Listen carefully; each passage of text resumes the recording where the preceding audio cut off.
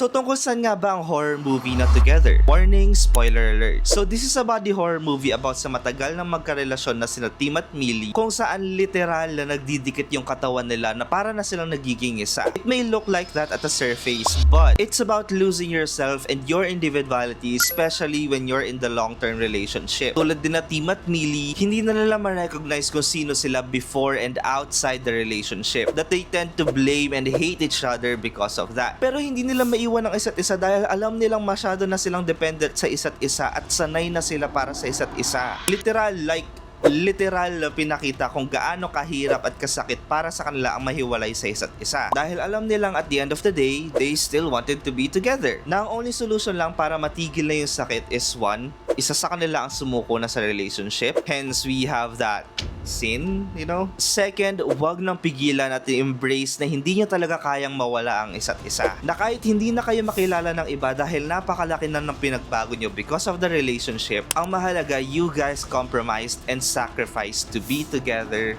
forever. Ngayon ang tanong ko sa inyo, tingin nyo ba toxic ang ganitong compromise sa relationship? Let me know.